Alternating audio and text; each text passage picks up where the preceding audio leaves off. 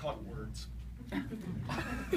In the early hours of the morning on December 25th, 2004, it took me approximately 5 seconds to wake up the entire neighborhood. 2 of those seconds were spent ripping off the Christmas-themed wrapping paper of my brand new Tyco all-terrain Twister model car toy, and 3 seconds were spent absolutely losing my shit in excitement. And although my sister rolled her eyes at me in that angsty way that only preteen girls can achieve, and although I quickly realized that the Tyco all-terrain Twister turned out to be a $50 piece of plastic garbage, in that moment I was ecstatic. Because in my twisted, ignorant little 8-year-old mind, I could not possibly fathom anything more to life than a shitty red toy wearing Batman pajamas with a cape and eating leftover Easter candy on Christmas morning. But that childlike wonder didn't last. As the years passed and I grew older, I found it harder and harder and harder to tap into that feeling of euphoria that I had when I was a kid. I used to think the world was magical and beautiful and anything is possible and unicorns are real, and I was excited to go out and explore the earth and what it had to offer. But the more I learn about the world, the less I wish I knew, because it turns out that reality is like a midget delivering a swift kick to your balls because it doesn't make sense and you just want to curl up on the ground and cry.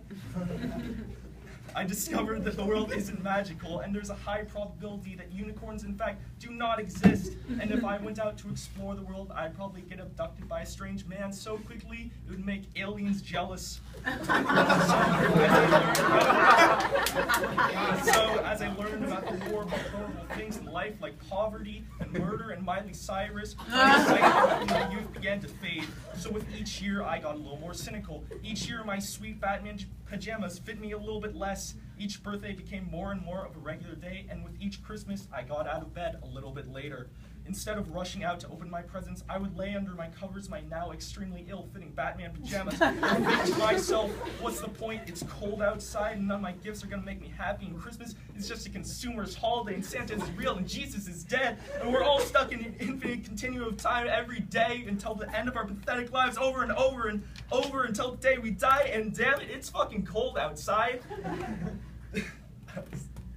Sorry. And when my sister finally dragged me out of bed so we can open our gifts, I envy the unbridled enthusiasm that I had as a fresh-faced 8-year-old.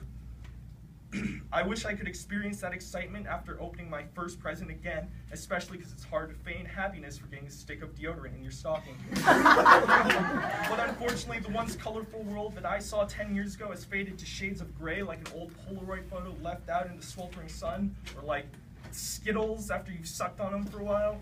I don't know. But I still believe that there is color and vibrancy hiding in the nooks and the crannies of this monotone planet.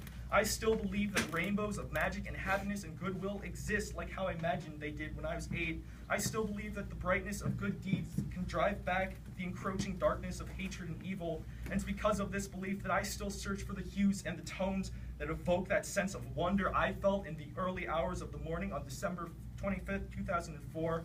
I still search for something to trigger that intrinsic fascination inside myself, and I still search for the next Tyco all-terrain Twister. Thank you.